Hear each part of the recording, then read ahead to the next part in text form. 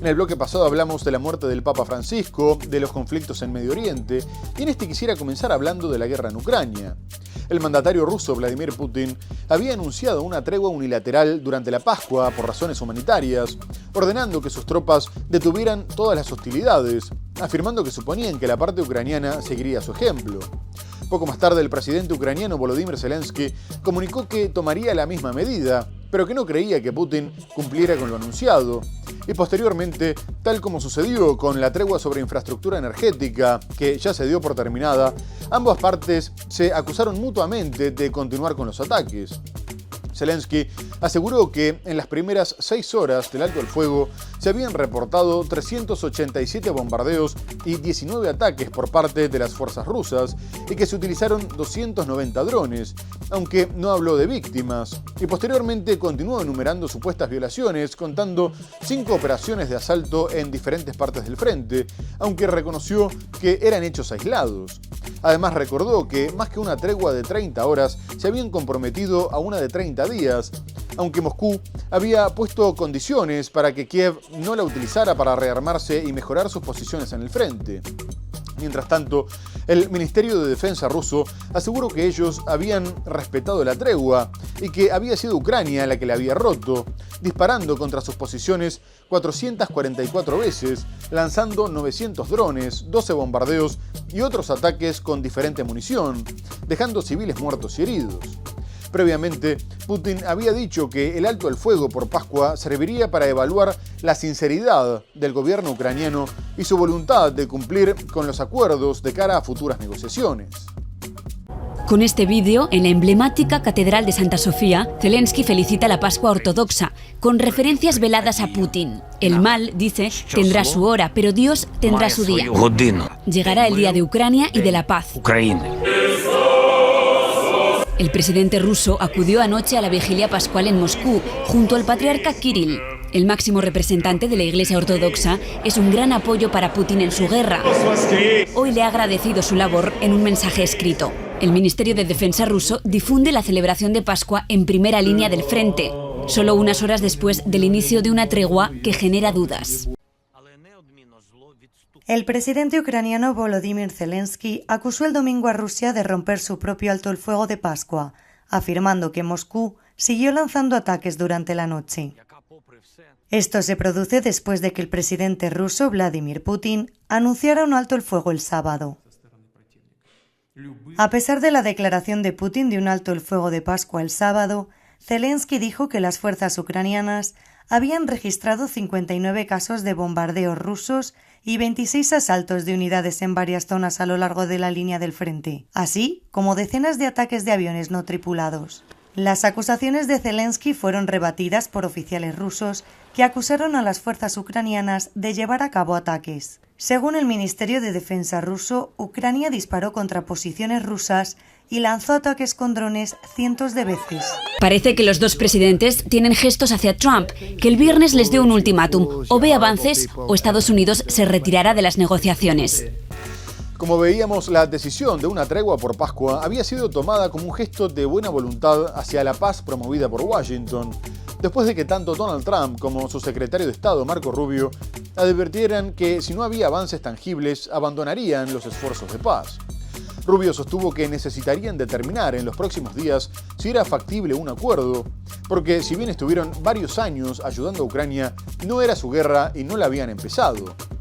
Estas declaraciones fueron realizadas después de que se reuniera en París junto al enviado especial de Donald Trump, Steve Witkoff, con representantes de Francia, Alemania y el Reino Unido, mientras que también participó una delegación ucraniana.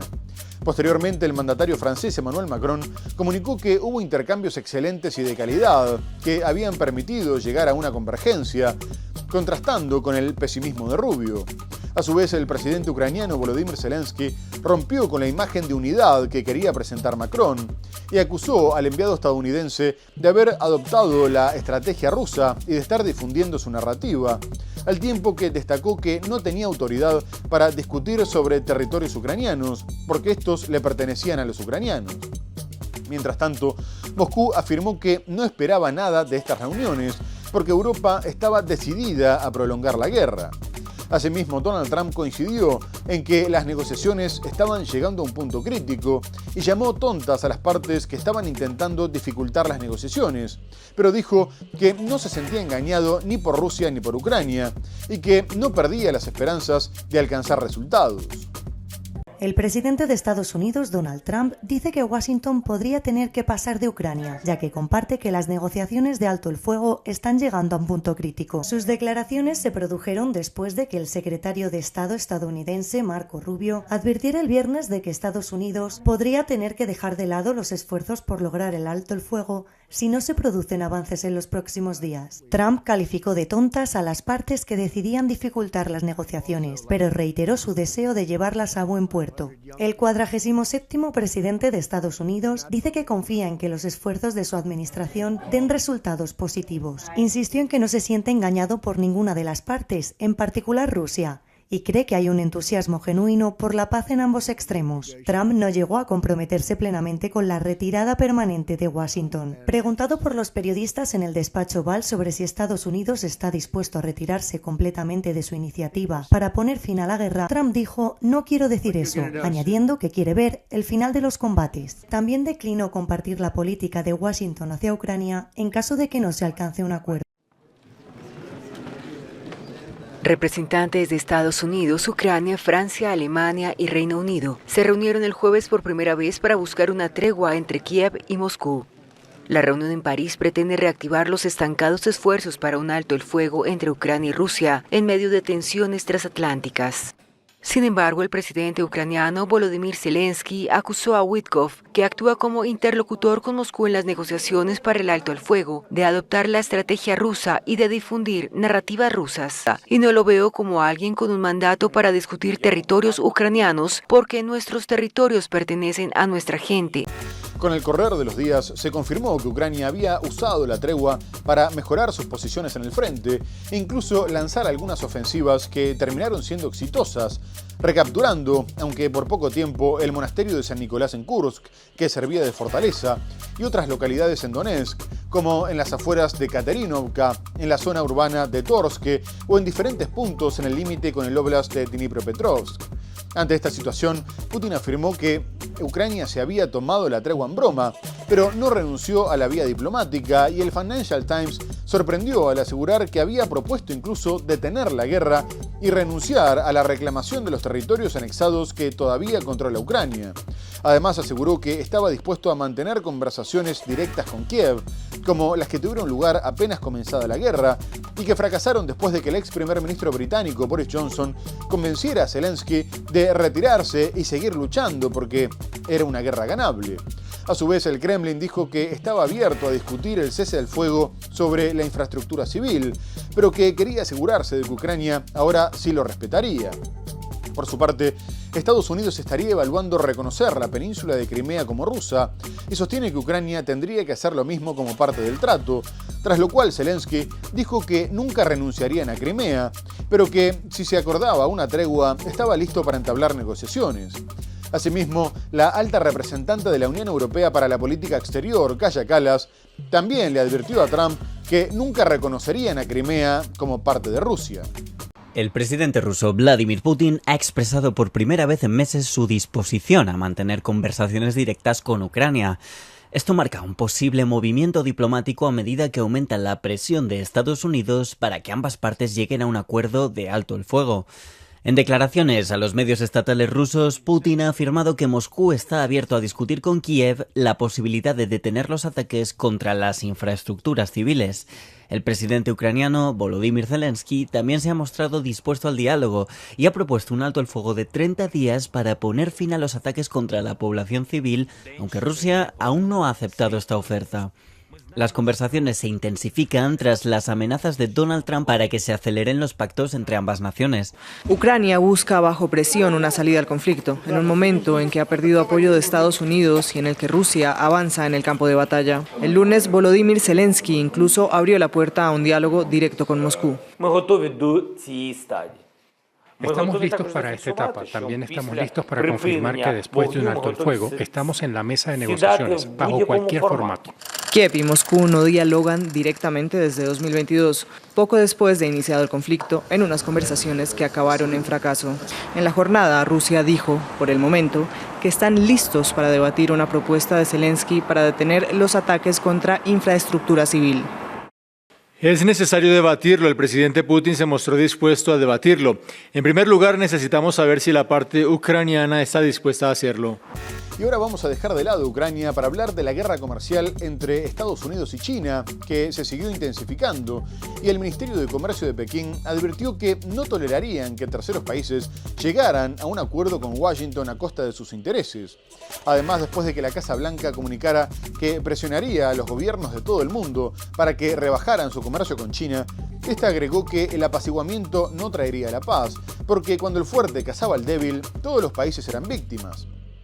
Poco antes, Donald Trump había amenazado con subir los aranceles a China del 145 al 245% si una investigación de la Secretaría de Comercio detectara amenazas para la seguridad nacional en la dependencia de las importaciones de minerales críticos, ya que Pekín también restringió el envío de 6 metales pesados esenciales para el sector aeroespacial, los fabricantes de autos, empresas de semiconductores y contratistas militares, mientras que el mandatario chino Xi Jinping les ordenó a las aerolíneas de su país que rechazaran las entregas de aviones por parte de la norteamericana Boeing.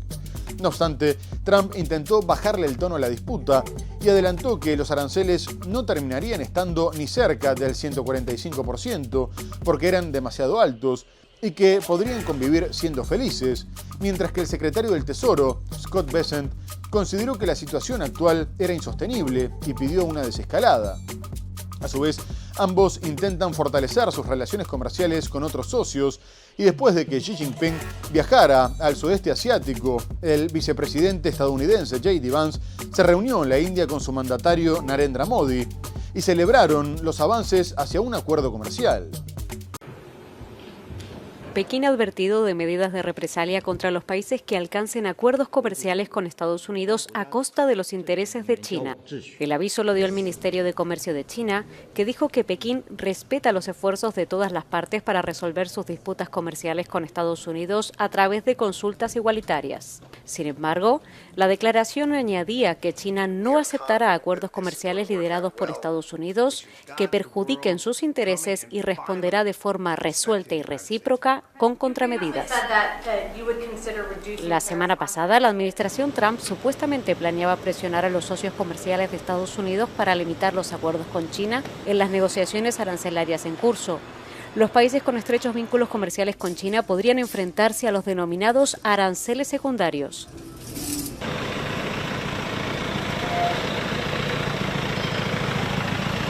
China ha calificado de intimidación unilateral los aranceles del 145% impuestos por Estados Unidos a sus productos.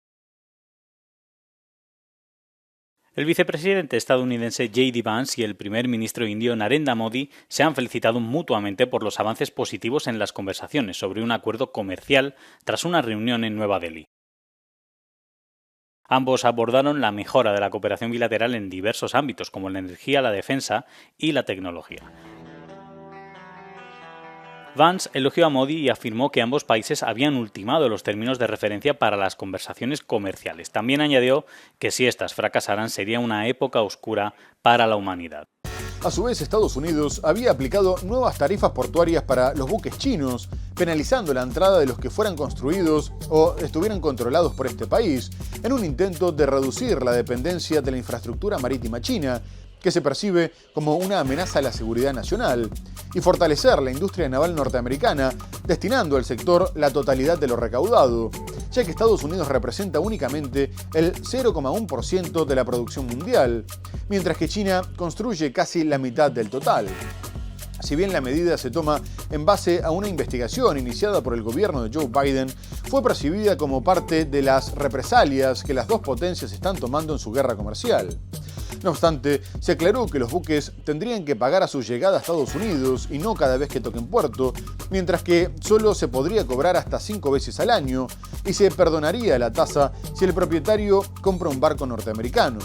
Poco después, China advirtió que estas medidas perjudicarían a todos porque aumentaban los costos del transporte marítimo mundial y afectaban las cadenas de suministro, aumentando la inflación.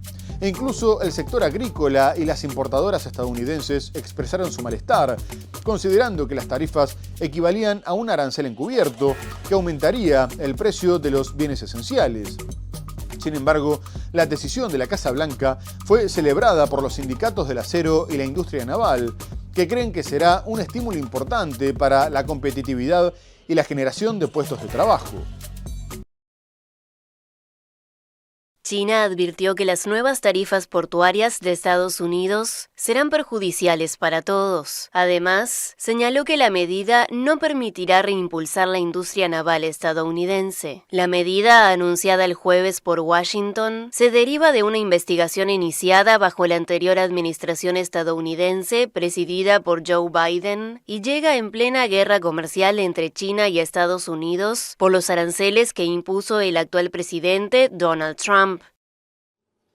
Me gustaría reiterar que medidas como la imposición de tasas portuarias y aranceles adicionales a los equipos de manipulación de carga son perjudiciales para todas las partes. Elevan los costes del transporte marítimo mundial, perturban la estabilidad de la producción mundial y las cadenas de suministro, aumentan la presión inflacionaria dentro de Estados Unidos y perjudican los intereses de los consumidores. Según Washington, la mayoría de las tasas entrarán en vigor a mediados de octubre. Se aplicarán por tonelada o por contenedor y se cobrarán por cada visita a Estados Unidos, no por cada puerto en los que los buques atraquen. Se impondrán hasta un máximo de 5 veces al año y los propietarios podrán verse eximidos si hacen un pedido de un buque construido en Estados Unidos. La industria naviera estadounidense, dominante después de la Segunda Guerra Mundial, ha decaído y ahora solo representa el 0,1% de la producción mundial. Asia domina el sector. En China se construyen casi la mitad de todos los barcos y le siguen Corea del Sur y Japón. A su vez, el enfrentamiento entre el gobierno estadounidense y la Reserva Federal aumenta la incertidumbre, disparando el precio del oro a máximos históricos y haciendo caer el dólar y los mercados. Donald Trump aumentó su presión para que se bajaran los tipos de interés y aseguró que los informes de su presidente, Jerome Powell, eran un completo desastre, por lo que no podía posponerse su despido, aunque posteriormente aclaró que no lo iba a despedir.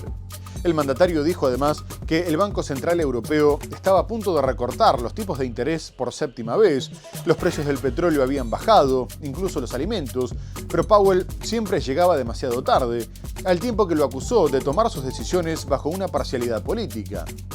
Asimismo, aseguró que Estados Unidos ya se estaba enriqueciendo con los aranceles del 10% que impuso para casi todas las importaciones.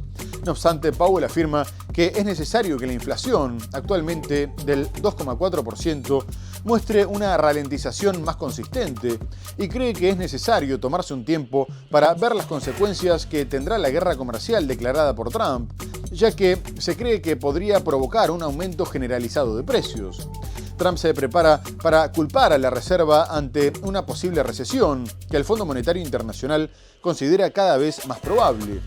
El organismo recortó el crecimiento de la economía mundial al 2,8% por los aranceles de Trump y prevé que la economía mexicana se vea especialmente afectada, contrayéndose un 0,3%, aunque la presidenta Claudia Sheinbaum aseguró que esto no iba a suceder. A su vez, destacó que China crecería solo un 4%, lo que sería su registro más débil desde 1990. El presidente Trump ha intensificado sus ataques contra el dirigente de la Reserva Federal, Jerome Powell, exigiendo recortes inmediatos de los tipos de interés y calificándolo de gran perdedor. Trump ha advertido de una desaceleración económica si no se bajan los tipos, acusando a Powell de parcialidad política en una publicación en redes sociales. Estos ataques han aumentado los temores sobre la independencia de la Reserva Federal, lo cual ha provocado fuertes ventas en todos los mercados estadounidenses el lunes.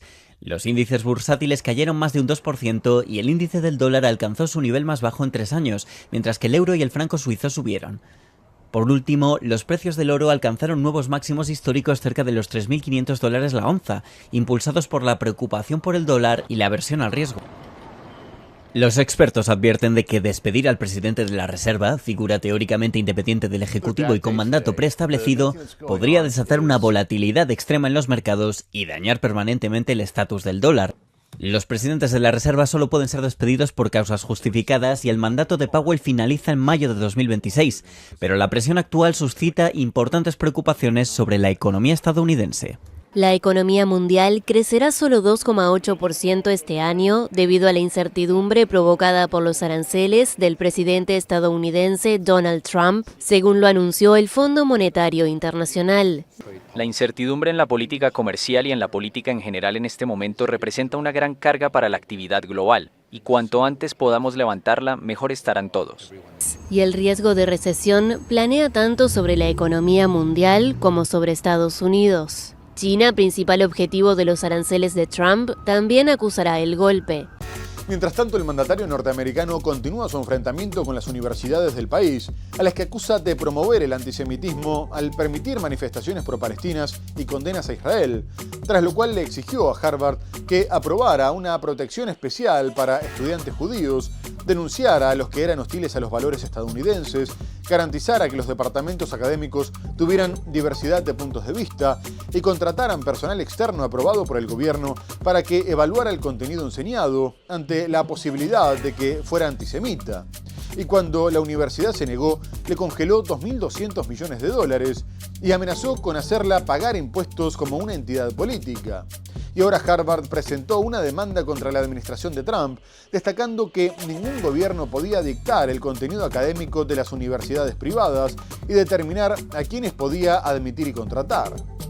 Además, Trump amenazó con retirar $1.000 millones destinados a la investigación médica, por lo que la universidad sostuvo que el gobierno no había podido identificar ninguna conexión entre las preocupaciones por el antisemitismo y las investigaciones médicas, científicas y tecnológicas que se verían afectadas por las medidas de presión. Además, el presidente de la institución, de origen judío, dijo que por supuesto rechazaban el antisemitismo, pero que la universidad no iba a renunciar a su independencia y a sus derechos constitucionales. Harvard no es la primera en ver sus fondos congelados, ya que el gobierno hizo lo mismo con Columbia, cortándole $400 millones, pero fue la primera de prestigio en rechazar las exigencias de Trump. La Universidad Harvard demandó al gobierno de Donald Trump por los recortes de financiación que calificó de ilegales, tras la negativa de las autoridades del centro a acatar las políticas impuestas desde la Casa Blanca para acabar con el antisemitismo en el campus y las políticas de integración. La universidad afirmó que ningún gobierno, independientemente del partido que esté en el poder, debe dictar lo que las universidades privadas pueden enseñar, a quién pueden admitir y contratar y qué áreas de estudio e investigación pueden seguir, además de subrayar que las acciones de los demandados son ilegales. El gobierno del magnate republicano ha congelado $2.200 millones en subvenciones federales. Amenazó con la retirada de las exenciones fiscales a Harvard, después de que el rector, Alan Garber, se negara a acatar las medidas para combatir lo que desde la Casa Blanca consideran prácticas antisemitas y las políticas de diversidad. El rector de Harvard explicó recientemente en una carta dirigida a estudiantes y personal que la institución no renunciará a su independencia ni a los derechos que garantiza la Constitución. Asimismo, el gobierno del republicano está planeando retirar los $1.000 millones de financiación para investigación médica a Harvard. Incluso antes de la congelación, el gobierno había amenazado con suprimir hasta $8.700 millones de financiación federal, no solo a Harvard, sino también a importantes hospitales y centros oncológicos. Lo que la demanda señala demuestra el carácter arbitrario y caprichoso de la decisión abrupta e indiscriminada del gobierno de Trump. Los abogados de la universidad plantean que la disyuntiva que se plantea Harvard y otras universidades es permitir que el gobierno microgestione su institución académica o... Por otra parte, la Corte Suprema de Estados Unidos le propinó un revés importante a Donald Trump después de que ordenara suspender hasta nuevo aviso todas las deportaciones de presos a El Salvador amparadas en la Ley de Enemigos Extranjeros. El gobierno utilizaba la norma de 1798 para expulsar en caliente a los criminales acusados de pertenecer a una organización terrorista, como el Tren de Aragua, pandillas o cárteles mexicanos, y la última vez que la usó fue durante la Segunda Guerra Mundial, para recluir en campos de concentración a civiles estadounidenses de origen japonés. esta no es la primera decisión que supone un contratiempo para la política migratoria de Trump, ya que la Corte también había ordenado que se respetara el debido proceso, dándoles la oportunidad a los migrantes de recurrir sus órdenes de deportación, por lo que se les tenía que informar con anticipación. Pero la Unión Americana de Libertades Civiles denunció que el gobierno iba a continuar con las expulsiones sin la revisión judicial que se solicitaba. A su vez, el Ejecutivo le pidió a la Corte que, si el problema era la ley de enemigos extranjeros, que le permitiera continuar con las deportaciones bajo leyes distintas.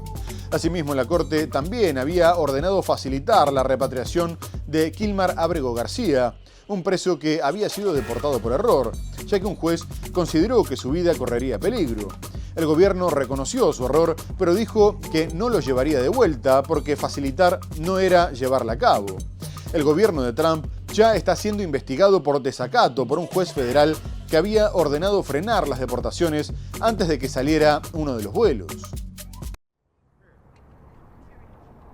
La Corte Suprema de Estados Unidos suspendió el sábado la deportación de varios supuestos pandilleros venezolanos desde Texas a una prisión salvadoreña decretada en virtud de una ley del siglo XVIII. El tribunal ordenó al gobierno del presidente Donald Trump no expulsar a ningún miembro de la supuesta clase de detenidos de Estados Unidos hasta nueva orden de esa corte. Trump invocó el mes pasado la ley de enemigos extranjeros de 1798 para arrestar a supuestos miembros del Tren de Aragua y deportarlos a una cárcel de máxima seguridad en El Salvador. Hasta ahora esa ley solo se había usado durante la Guerra de 1812 contra el Imperio Británico y sus colonias canadienses y en las dos guerras mundiales. La decisión del máximo tribunal responde a la apelación de emergencia presentada por abogados de derechos humanos para frenar la deportación de migrantes actualmente retenidos en un centro del estado de Texas en el sur. La Corte Suprema ya había indicado este mes que cualquier persona en un proceso de deportación en el marco de esta ley del siglo XVIII debía tener la oportunidad de impugnar judicialmente su expulsión. La semana pasada el tribunal también ordenó al gobierno de Trump facilitar el regreso del migrante salvadoreño Kilmar Ábrego García, expulsado por error en marzo y encarcelado en una prisión de su país, precisamente invocando la misma ley. Los migrantes deportados a El Salvador se encuentran encarcelados en el Centro de Confinamiento del Terrorismo CECOT. Esta prisión es considerada el penal más grande de Latinoamérica, con una capacidad para 40.000 presos.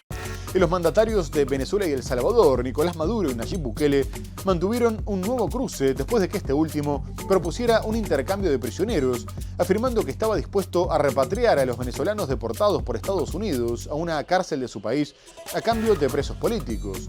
El salvadoreño incluso detalló que serían 252 prisioneros de cada lado, aclarando que también contemplaba a los familiares de los líderes opositores, destacando que a diferencia de los que estaban presos en su país, su único delito había sido oponerse a sus fraudes electorales. Poco después, Maduro respondió que Bukele era un violador sistemático y serial de derechos humanos y volvió a pedir la libertad incondicional de los jóvenes presos. A su vez, el fiscal general Tarek William Saab denunció la desaparición forzada de venezolanos en el Centro de Confinamiento del Terrorismo, el penal más grande de América Latina, y destacó que ni siquiera les habían permitido ver a un médico. Por su parte, el presidente de la Asamblea Nacional, Jorge Rodríguez, dijo que Bukele era un payaso y adelantó que tendría que responder por sus crímenes, instándolo a permitir que por lo menos un abogado tuviera acceso a la información de los secuestrados y supiera qué delito habían cometido. Previamente, el presidente colombiano Gustavo Petro también había exigido que Bukele le entregara a sus connacionales que habían sido deportados por Estados Unidos, porque los migrantes no eran criminales, y también pidió por el resto de los reclusos, destacando que incluso la Corte Suprema de Estados Unidos había rechazado el acuerdo de deportaciones entre Trump y Bukele. El presidente de Venezuela, Nicolás Maduro, afirmó el lunes que su homólogo salvadoreño Nayib Bukele es un violador sistemático de derechos humanos, tras proponer a Caracas el canje de 252 migrantes encarcelados, que Estados Unidos deportó a ese país centroamericano por el mismo número de presos políticos. Bukele es un violador serial, la expresión, del derecho a la libertad, al trato justo y a la dignidad de los seres humanos. Maduro llamó a Bukele a ponerse a derecho y responder a las preguntas hechas más temprano por el fiscal general de Venezuela, Tarek William Saab, que denunció la desaparición forzada de venezolanos en el Centro de Confinamiento de Terrorismo, CECOT. Y más temprano que tarde, póngalo en libertad incondicionalmente. Libertad incondicional para los jóvenes que están secuestrados en El Salvador. El gobierno de Bukele es un aliado clave de Trump en su política antimigrantes y recibió en poco más de un mes a 288 deportados, 252 de ellos venezolanos. De los derechos humanos, yo le digo, señor Bukele, póngase a derecho. Responda al cuestionario del fiscal general de la República de Venezuela. Dé fe de vida de todos los muchachos secuestrados. Diga dónde están enjuiciados, qué causa, qué delito cometieron. Permita el acceso de sus abogados y familiares a la visita en la prisión donde los tiene secuestrados. Abandone el camino de la desaparición forzosa. El sábado, el presidente de Colombia, Gustavo Petro, pidió a Bukele que entregue a los colombianos deportados también recluidos en el CECOT. Muy bien, amigos, se nos ha terminado el programa. Hemos hablado de la muerte del Papa Francisco y las reacciones internacionales, de los conflictos en Medio Oriente, de la guerra comercial entre Estados Unidos y China, pero lo tenemos que dejar hasta el próximo programa. Muchas gracias por habernos acompañado y hasta entonces.